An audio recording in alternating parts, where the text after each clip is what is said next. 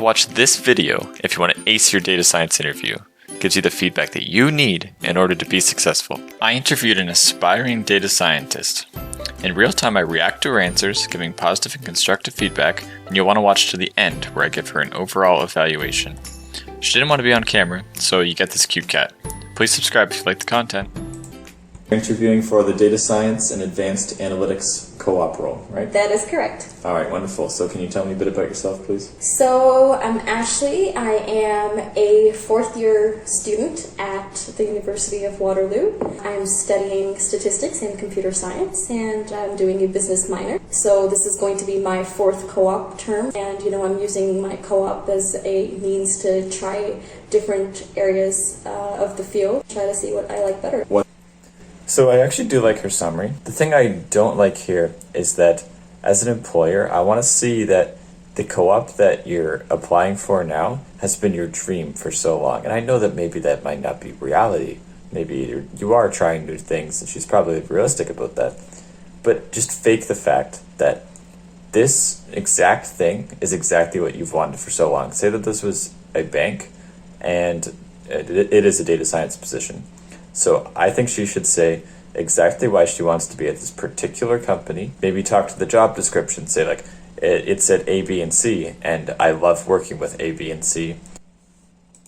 What's your favorite thing you learned in statistics at school? One of the really cool things I learned was Spark. I'm actually taking a course right now which teaches me about big data and all about big data, and it's... Spark and big data is obviously important, don't get me wrong. It's not really what I meant by statistics. That's actually a software tool for distributing data and performing calculations in parallel, which might use statistics, or you might use it to do statistics, but it's not really what I meant by statistics, but that's fine. Of course, I'm not going to cut her off here.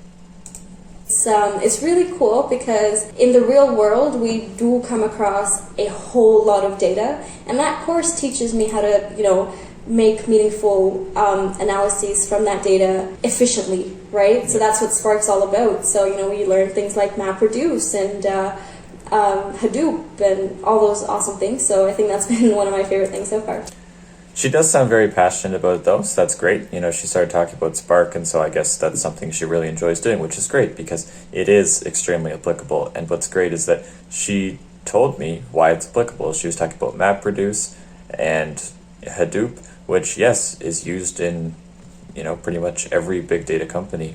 Technology aside, what's your favorite thing? One thing I find super, super cool was Markov chains. I learned that in one of my third-year stat courses. Can you remind me what they are? Absolutely. So a Markov chain is basically a continual stochastic process. Stochastic meaning just random. Say, you have three states, so it's like, say the weather. So, sunny, rainy, and windy, right? So say that today it's a sunny day. I want to be able to predict what it's going to be tomorrow. So is it going to be sunny tomorrow? Is it going to be windy tomorrow? Is it going to be rainy tomorrow? The most important thing about a Markov chain is that we don't care about what happened in the past, so we're only looking at the present and the future. So given that today is sunny, what is the probability that tomorrow is going to be, say windy?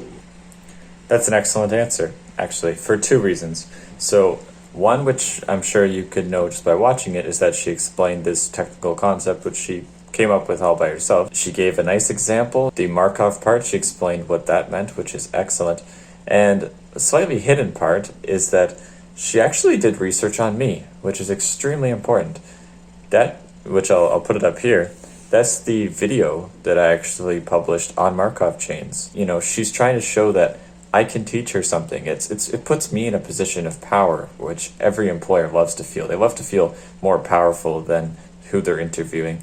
And so it makes me feel like I can teach her something. If I educate something that I think is important, she can explain that just as well as I did. That's kind of my understanding of a Markov chain. What about like a statistics model? Sorry, right before that.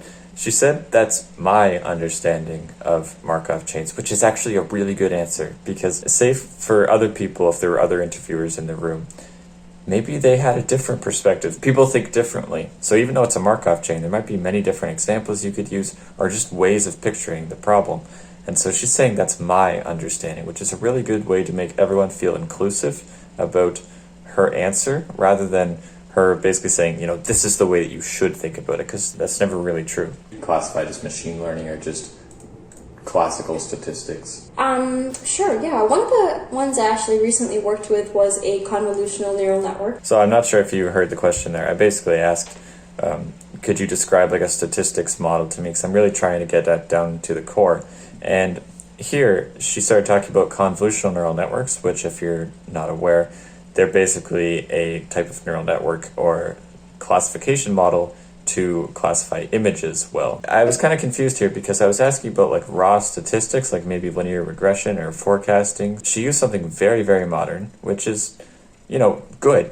It's good that she's talking about state-of-the-art techniques, but I was kind of hoping that she'd talk about something like regression, because then I would understand that she actually understands the really core concepts and how that can apply to these more state-of-the-art techniques. So I would have preferred she rather started with regression and moved into her convolutional neural network stuff. But if this is her focus, then I understand from her perspective that she kind of geared the question towards what she's best at. So it also makes sense. Most of my knowledge comes from Andrew Ng's, courses on Coursera.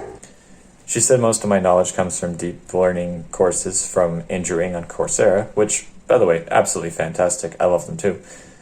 Nonetheless, I would be careful about saying most of my knowledge came from, because, if she's referring to convolutional neural networks in particular, then, that makes sense. Because I originally asked her about statistics. So if she's telling me that her foundation in statistics is from Andrew Ng's course on deep learning, she described herself as a upper year statistics student, so I would have thought that she got a lot of knowledge from that too, and that's why I was trying to kind of dig at those things, but that's okay. So I worked with a CNN recently. I was used to basically classify image data, so CNNs are really, really good for that. So yeah, it was an interesting experience for sure. So can you tell me a little bit about the model itself? Why do you think a CNN is in general good at classifying image data? So from my understanding, we know that images are nothing but pixelated values. So it's like a 3D array of a pixel of pixels between, so values between 0 to 255. I know what she was trying to say. Just to clarify, she's talking about a color image. Basically is a 2D matrix where each of the values are actually a vector of 3 values, because it's like at each point in the picture we actually have red, green, and blue values, and yes, she's right that it's like a pixel between value between 0 and 255 for each of those RGBs. So I think she was just nervous and kind of had trouble saying that, but I know what she meant. So a convolutional neural network allows us to keep that image intact, basically in its shape, by transferring it to a 3D array. That part didn't really make sense, because a picture is a 3D array, really, as I'm actually going to talk about here. A picture is a 3D array. Yes, it is, but a convolutional neural network allows us to keep it in that 3D array rather than having to stretch out the vector into Right. Yeah, so that's better actually. That's what she meant to say, is that basically a picture it has spatial information, right? Like we know what a picture is. It's like a box, and so you can identify something in like the corner or like the middle. And so if you stretch that out into a vector, which a normal feed-forward neural network does, then that kind of loses all of the sense of this is a picture. And so what a convolutional neural network does is it says, no, this is a picture. I'm going to convolve the image, which I'm not going to go over that. But basically, it's keeping in mind the fact that, yeah, this is a picture. There might be something in the top left or the top right, or there's an edge going like this. So when you're looking at train and validation, how do you know you're pretty happy with your results? The difference between train and val is a reasonable number, right? It's not too high. There have been times where I've seen that my training accuracy and validation accuracy is extremely high, and that's when I know that my data set is trying to overfit to the training. So your validation is high too? Or no, the difference between... The difference? Yes. So your training was much higher than the validation? Validation, yes. Okay. Right. She got a little confused on her words there. That's fine. I kind of worked her towards what she meant to say. She said that at the very beginning, she just said the correct thing, which was that for overfitting to be a problem, it would mean that the difference between your validation accuracy, like aka your unseen examples or your kind of middle test set, the difference between the error in the validation accuracy and the training isn't that much. So as in like your training accuracy is just a little bit higher than your validation accuracy, that would mean you're not overfitting too much. And so that's what she said. But then she actually said that both the validation and training accuracy are high, which I mean that's actually very good. So she didn't mean to say that. That would mean that you have a good model. You're probably not overfitting. And so I kind of worked her to say again what she said at the beginning, which was correct. My model was trying to fit the noise within the training data set, and that's something I don't want. It's just going to get very good at recognizing those particular, say, images and not something that it hasn't seen before, which is like my test. That was a great answer. She said that basically just to find overfitting for me, and it's really good, it took like 10-15 seconds. And she said, yeah, you don't want to overfit because it's fitting to the noise of the training set. So not only does she tell me that, of course, at the beginning, that your validation accuracy is a lot lower than your training accuracy, that would mean you're overfitting. She's actually saying what that means in particular. She's saying that overfitting, you're overfitting to the training set. So as in, you're actually basically memorizing the training set, and your function is also memorizing that. And so you don't really want that because it's not going to be able to generalize to new examples. Hence the difference between the training accuracy and the validation accuracy. Okay, so moving on from machine learning models, it sounds like you know what you're talking about in that respect.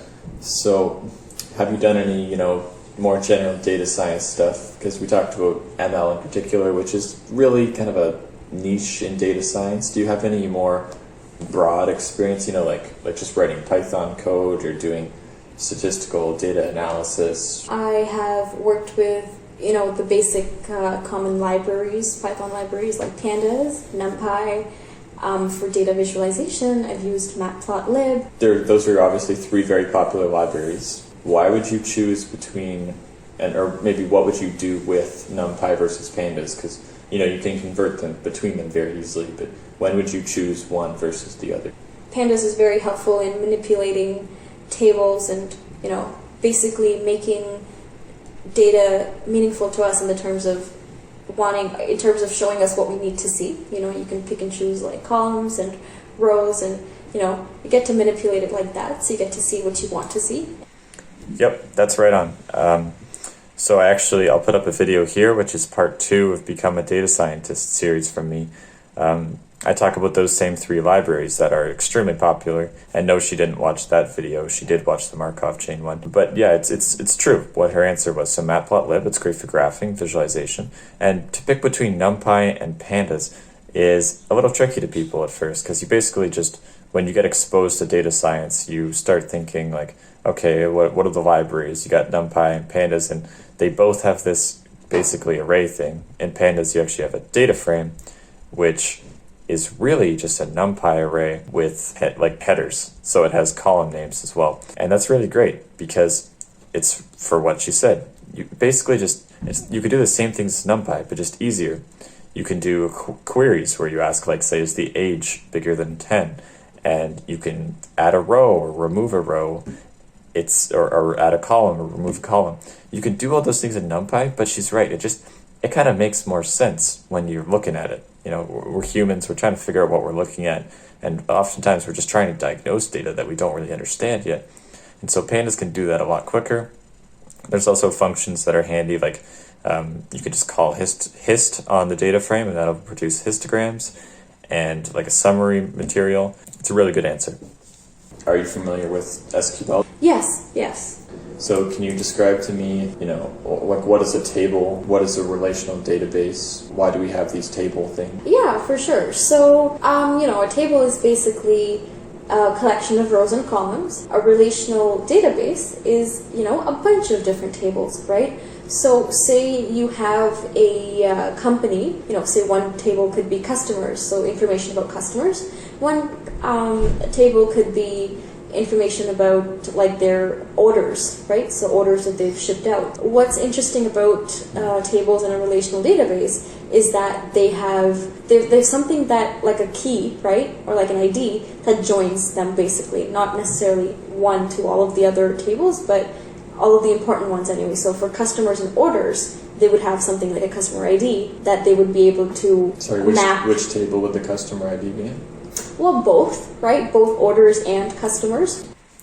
Oh man, did she just get like 99.9% on this answer?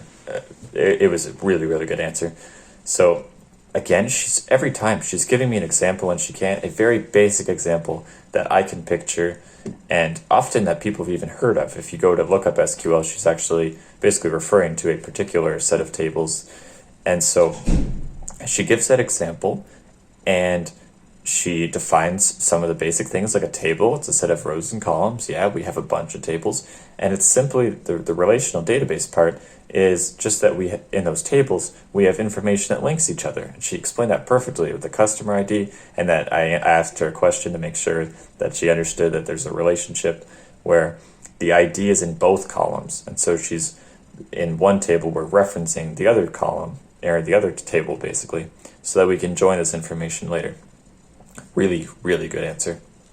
Okay, so in Spark, you used, what's the main data object in Spark? Right. It's called an RDD. Okay, what is its name for? I forget what it stands for. Do you know any of the three words? I'm sure data frames in one of them, one of the Ds. Dataset, yeah. Dataset. Yeah. I was kind of hoping that she knew that it stood for resilient distributed dataset, not because I think there's a point of memorizing all of these terms. I'm not going to be that guy.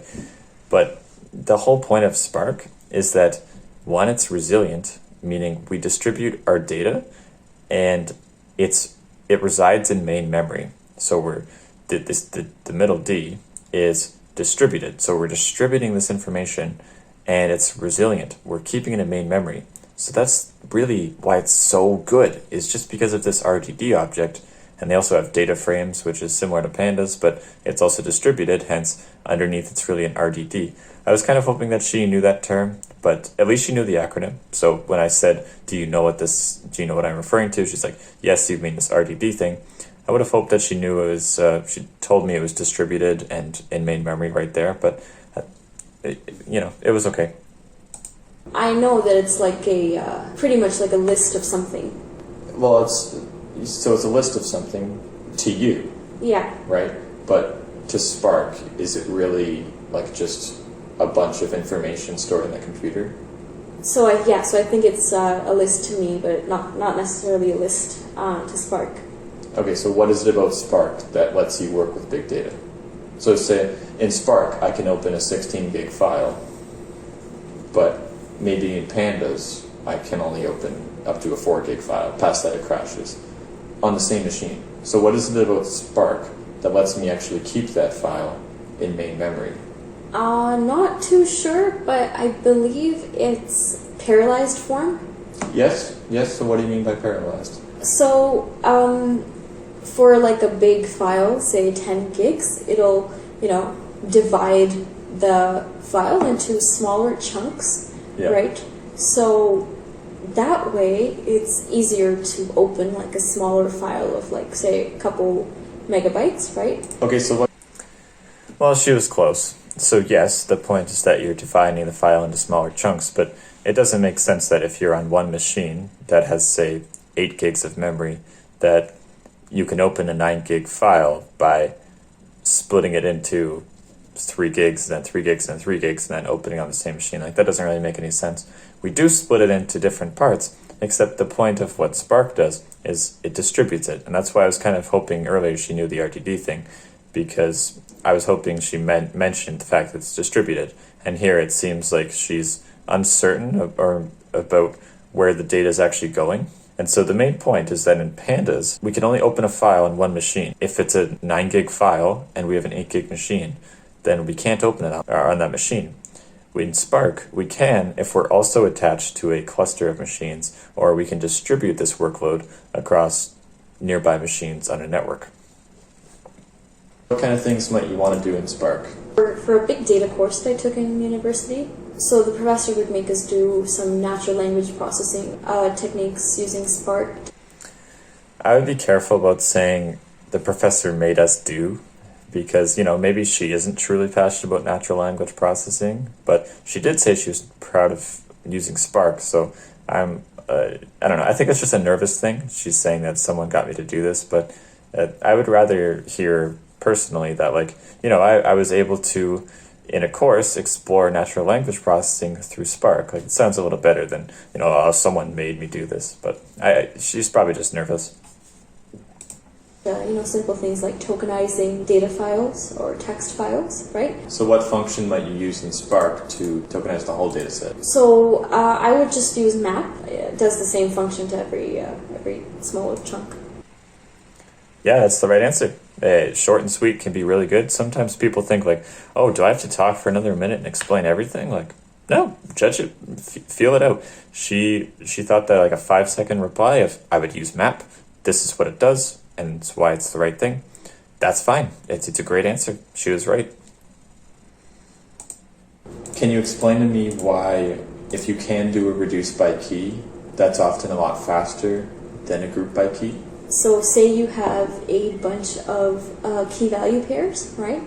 And a reduce by key would basically take keys that are the same. It would do something to the values. So something like add them up, or just divide them, or something like that. So it would do something to those values. Whereas a group by key, obviously groups by the similar keys. However, to the value, it keeps the values intact, not necessarily doing anything to them. So over time, if you have a bunch of different key value pairs of the same key, it would just become very data intensive. So yeah, she's really on the right track here. Again, the point is that, and for Spark, it's always going to loop back to the fact that it's distributed across the network. But she's on the right track that you'd rather do a reduce by key, because if you can kind of get rid of some of the information before you have to send it over the network, then that's going to be a lot faster than send it all over the network and then deal with it on the other computer. So that's really the difference. Group by key, it pushes it all over to different machines and then it groups it on those machines.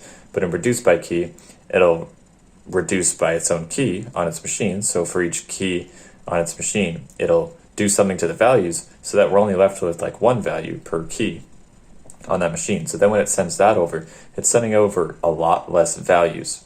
Maybe it's sending over the value of 7 instead of 2, except it's much easier to send over bigger numbers than more numbers, basically. Just a couple Python questions. So can you describe to me what you can put in a Python list? Anything. So a list? You can put a list, you can put strings, you can put integers, floats, a whole dictionary, pretty much anything. Can I put different types of things? So in C++, for example, I basically have this vector of, say, integers. Do you have to do that in Python? Or can I have a number as the first, and a string as the second, a tuple as the third, and so on? Yeah, the thing about Python is that you can put literally anything in the list. It doesn't have to be of a certain type. Like C++, you can put anything. So what if you didn't know the type of the object beforehand? So what if you had the first as a number and the second as a float and other stuff in there? Yeah. Is there a way you can check what type of object it is? Yeah. There's a simple function, I think, in Python that tells you that. I believe it's type of. Aside from there being it actually being type or instance of rather than type of, who cares? She was absolutely nailing these questions, and not just was she getting them right, she was actually explaining more than she needed to, which is, good if you do it in small chunks, or if you really think it's important to say these things. It's tough, you have to kind of judge it, but she was right to say, for what can you put in a list, she could have just answered anything, but no, she answered anything. I could put a dictionary, or a float, or a number, or whatever it was. She's saying that, no, I already know Python. Okay, don't stop asking me about this, buddy. I know dictionaries. I know the main data structures like tuples and lists. You don't need to ask me about them. So it was great. It made me feel like I didn't have to dig any deeper on that because, she's already mentioning it. That's great. Can you describe to me what a class is? A class is basically used for object-oriented programming. So, for example, you have a class of a school, right? So it lets you define instances of that school where attributes could be stuff like location, number of students, things about the school. And then there's also within the class you could write different functions, what happens when you create a class, so that's the init function, basically, whatever you want to put in it, basically. It was a pretty good answer. So, she related it to object-oriented programming, which is great. It's always nice to abstract away from a language sometime and say, no, this is actually just an implementation of a bigger picture, which is, a class in Python is really just a class in general. It's part of object-oriented programming. So that's good. She also, since we know we're talking about Python, she in particular mentioned the init method, which is the constructor method for Python's implementation of a constructor, which basically makes an instance of an object. I would have slightly preferred that she talked about maybe the difference between public and private methods. So maybe if you were the creator of a class, you would see these private methods that you're writing to help make the class work, but you'd only expose a certain interface through public methods. That's what a user would actually see. So public methods and attributes. And also maybe you don't have to, but you could mention static or class methods that are basically functions that are not tied to a particular instance of a class. They're more so just involved with the class itself. It was a pretty good answer.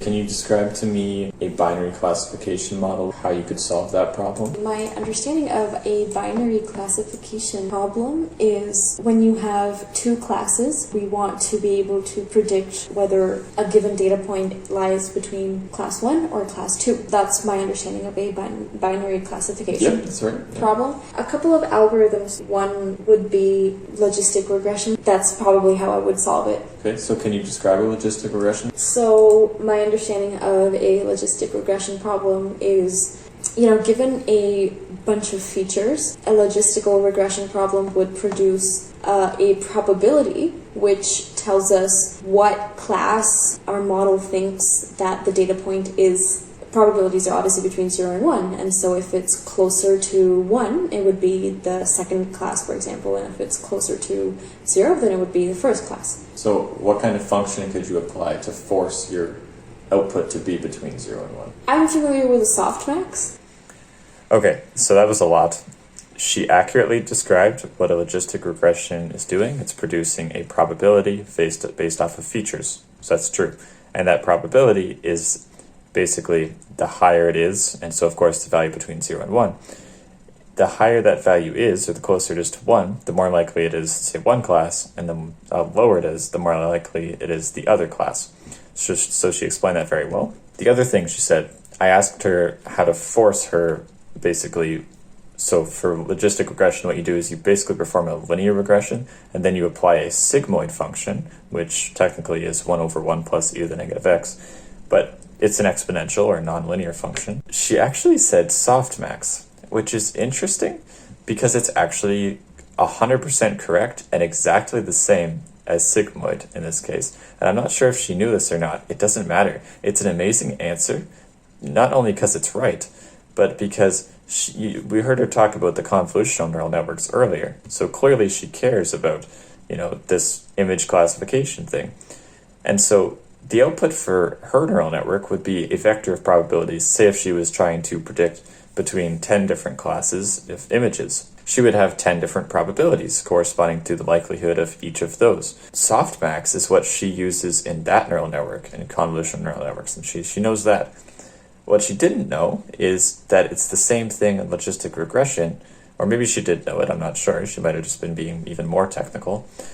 But she's basically transferring her knowledge from one problem to another, which is so important, not only in data science, but particularly in machine learning. Is the whole point of these neural networks is that you could bend them to your flexibility very easily. Like if you need to tackle a different problem, you might not need to change your neural network that much, or even if you do, the knowledge between them is going to be shared so much. So it's awesome that she managed to take her knowledge from the CNN and image classification and transfer it over to this logistic regression, which is a similar problem, but a little bit different. So that was amazing. Okay, so what's the key difference between, say, a simple or multiple linear regression model and a logistic regression model? So a multiple linear regression model, basically, as the word suggests, it's a linear model, right? Yep. So, given a couple of features, doesn't matter how many, but given a couple of features, the model would, give a linear function, basically. Yep. A logistical regression model is not necessarily linear. She's right. It's good that you say linear is linear because, yeah, I mean, it is. That's the point. The only thing that was kind of weird is that she said logistic regression is not necessarily linear, and it's actually, it's the whole point is it's not linear. You're applying this exponential or nonlinear function to that linear regression, basically. So, it's fine, though. She just added a word in there, and it kind of threw me off, but it's really not a big deal. In practice nowadays, people sometimes use just a training set and really a validation or a test set. So what they do is they train their model and then choose a couple different models. They compare their performance across the validation set. They think that'll do pretty well. Why should you not do something like that, and what is the answer? So why is it key to have test and validation? Yeah, so if that's your answer. I do think it's key to have test validation, obviously along with the training. That's because the validation set, it basically tells us whether our model is performing well, so if it actually works. However, the test set is the only data set that the model hasn't seen, right? So that's as close as we're going to get to real-world data, as in how our model would perform in a real-world scenario, data that it hasn't seen before. So that's our real test. Amazing answer. I think it's extremely important, so let me just reiterate from the very beginning. So I basically asked why, and it's true that sometimes people, when training a machine learning model, they only have two splits of their data. They have training set, and then they have a test or validation set, whichever one you want to call it. And so the point is that they train on the training set, they make one model, and they see how well it does in the validation. They make another model, they tune their model, or they make a completely different architecture, and then they see how well it does in the validation. And so say they came up with 5 models, for example, and of course one of those is going to be the best result on the validation set. So of course we're measuring not on how well it does on the training set. We don't care about how well it memorizes seen data. We care how well it encapsulates the pattern from that training data to perform well on unseen data, which is this validation set. But the tricky part is that if we got, say, 90% on the validation set, and that was, maybe we had 80, 82, 85, 90, and so our best result is 90, yes, of course, you should take that model.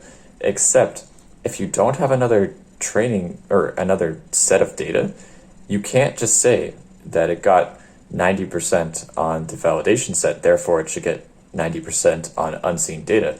It doesn't work that way because you've seen that data before. I know it's tricky because it didn't train on that data, except we trained it on that data, meaning we picked 5 models and we basically overfit to the validation set. So if you're memorizing the validation set too, then that's not a good estimate of how well you'll do in the real world. And she said this exactly. She said the test set will be used to say, okay, I actually think it's going to do this well. So after you pick your model, after you train a couple different ones, you pick the best one based off of the highest validation accuracy. But then how well do you think this thing will actually do? You should run it through the test set, because then you can say, no, it hasn't seen this data before. It should follow the same pattern as the other ones, but we haven't seen it. We haven't trained on it. We haven't manually tuned it like a human would do. And so this is how well it should do. And that's important because maybe your manager asks you, hey, how well do you think your model's going to do? And if you trained 100 different models and you picked one that had the highest validation accuracy and it was 90%, you can't just tell them it was 90%. You should run through a test set, data it hasn't seen, and then maybe you'll tell them it got 85%. But she got that right. Just to be clear, I was just reiterating. Excellent answer. Okay, so say that we give you this table of information. Given that you have this table, what are some of the first things you might do to understand this table?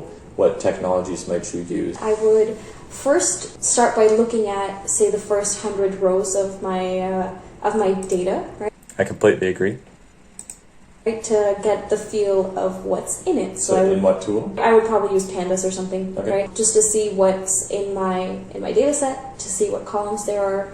The second step is probably cleaning my data set, right? So I would, if there's any null values, I would make a decision of whether I can remove that row or, substitute some value. Just basically clean it up depending on the type of data there is, right? Yep. I'm not sure if I'd worry about cleaning right away. I'd probably start by doing something like histograms or other various graphs or frequencies or, I don't know, maybe summary statistics like mean, and average are the same thing. Mean, median, mode, min, max, and other percentiles maybe. Maybe she meant by cleaning, she would look at those values. The first thing I would say is I would look at those things. If needed, visualize it to see if there's any obvious trends that I see. For example, if you're working with financial data or something, right? There's often trends and patterns that one might need to see. Yeah, that's exactly what I would do too. Okay, so now I'm going to give an overall evaluation to Ashley, talk about some things I think she did really well, and also some room for improvement. First, some positive feedback. I think she sounded very enthusiastic about nearly everything. Employers love to see that you're excited about data science, and she sounded like she loved it. Big data in Spark, SQL, Python. It was great. She gave technical answers to the questions and used clear examples to show she could explain the concept and not just memorize the definitions, which is really, really important that, she's not just a book, she's not just a reference sheet where she's giving you this definition. She can actually explain it to you in a way that anyone can understand. It sounds like she put many hours of practice into her responses. So in general, of course, she was a bit nervous, but she sounded like she had said these things before. She very well understood many machine learning models. So she was talking about how convolutional neural networks are actually better than feed-forward neural networks at image classification. That was really impressive. And she transferred that knowledge into talking about logistic regression. She got all the Python and SQL questions correct. I asked some things, she explained them, and they made a lot of sense. So some areas for improvement. Her knowledge did seem to be lacking in the fundamentals of Apache Spark and how big data is processed in companies. She did say that the fundamental data structure was an RDD. She didn't know that it stood for Resilient Distributed Dataset, which is really important because that's really what Spark does. It distributes this data and it's resilient, meaning it keeps it in main memory, so it's going to be really, really fast. Her nervousness occasionally caused her to say the wrong answers even when she knew the correct answers, which, that's going to happen. It sucks, but, she's got to try and stay more composed, more careful about what she's saying so that she's not throwing the interviewer off, especially when she, you could tell she knows the right thing. It seemed as if she was dodging the topic of statistics, even though she described herself as an upper year statistics student, kept wanting to talk about CNNs, or convolutional neural networks. I would have liked to see a little more statistical rigor from an undergraduate student in statistics. She seemed to have lacked some information object-oriented programming, so don't get me wrong, she actually gave a pretty good answer to this stuff, but I would have appreciated to see a little more like the difference between public and private methods. Maybe talk about static methods, which are not tied to an instance of a class, but instead to the class itself. But overall, I think she did really, really well.